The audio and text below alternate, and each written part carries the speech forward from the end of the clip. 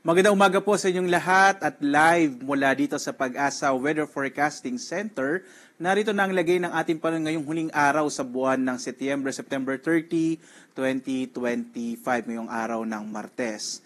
Sa inilabas po natin na mga thunderstorm advisories, makikita po natin again dito sa panahon.gov.ph bilang bahagi po ng Central Luzon, ganyan ng Southern Luzon, Western Visayas kasama yung Negros Island region at maging dito sa may Eastern Visayas, particular na sa Eastern Samar, ay meron pong naka-issue ng mga thunderstorm advisories as of 4 a.m. po ito. So ibig sabihin ito yung mga ilang lugar na nakakaranas ng mga localized thunderstorms. Normally katagal po yan ng mga 1 hanggang 2 oras. Sa Mindanao po, merong rainfall information, particular na sa may Zamboanga Peninsula na maaaring magtagal din po ng mga 1 hanggang 2 oras. Muli po, pag nais nyo po makita yung mga ini-issue natin ng mga thunderstorm advisories, dulot ng mga localized thunderstorms at iba pang weather system, pumunta lamang po tayo dito sa panahon.gov.ph.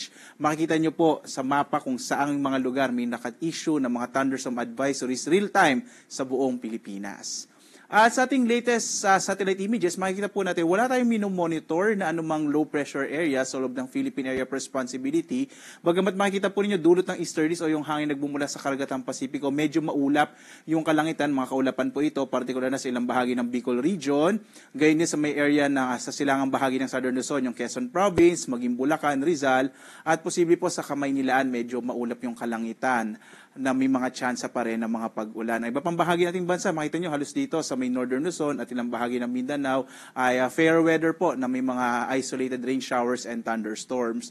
Bagamat sa ngayon po wala pa tayong low pressure area na minomonitor, makikita po natin may cloud clusters dito sa may labas ng Philippine Area of Responsibility. Monitor po natin yan kung posibleng maging isang low pressure area sa mga susunod na araw. At sa ngayon po, wala pa tayong minomonitor na LPA or bagyo sa loob at labas ng Philippine Area of Responsibility. Ngayong araw nga, inaasahan natin may mga tsansa ng mga pag-ulan at maulap na kalangitan sa bahagi ng Bicol Region.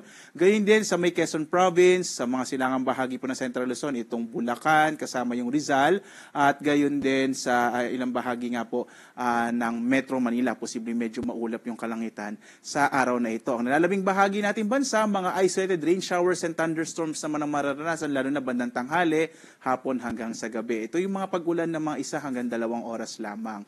Agwat ang temperatura sa Lawag, 24 to 33 degrees Celsius. Sa Baguio, 18 to 22 degrees Celsius. Sa Tuguegarao, 25 to 34 degrees Celsius. Sa Metro Manila naman, 25 to 30 degrees Celsius. Sa Legazpi, 26 to 32 degrees Celsius. Habang sa Tagaytay, nasa 23 to 30 degrees Celsius. Sa Palawan, Visayas at Mindanao, makikita po natin mga isolated rain showers and thunderstorms na mararanasan sa Palawan. Sa Kalayaan Islands, nasa 25 to 31 degrees Celsius ay inaasahang lagay ng agwat ang temperatura. Sa Puerto Princesa, 25 to 32 degrees Celsius. Localized thunderstorms din ang inaasahan sa malaking bahagi ng Kabisayaan. Agwat ang temperatura sa Iloilo, 26 to 32 degrees Celsius. Sa Cebu naman, 25 to 31 degrees Celsius, habang sa Tacloban, nasa 25 to 32 degrees Celsius. Ang malaking bahagi din po ng Mindanao makararanas ng bahagyang maulap hanggang sa maulap na kalangitan na may mga pulupulong pag-ulan, pagkid at pagkulog sa hapon hanggang sa gabi. Agwat ang temperatura dito sa Zamboanga, nasa 24 to 32 degrees Celsius, sa Cagayan de Oro 24 to 31 degrees Celsius, habang sa Davao 24 to 33 degrees Celsius. Sa lagay naman ng ating karagatan, wala po tayong nakataas sa gale warning, banayad hanggang sa katamtaman ang ating inaasahang magiging lagay ng ating mga baybay dagat. Bagamat mag-ingat po kapag may mga thunderstorms, kung minsan nagpapalakas yan ng alon ng karagatan. So mag-ingat po, lalong-lalo na yung mga maliliit na mga bangka at mga sasakyang pandagat.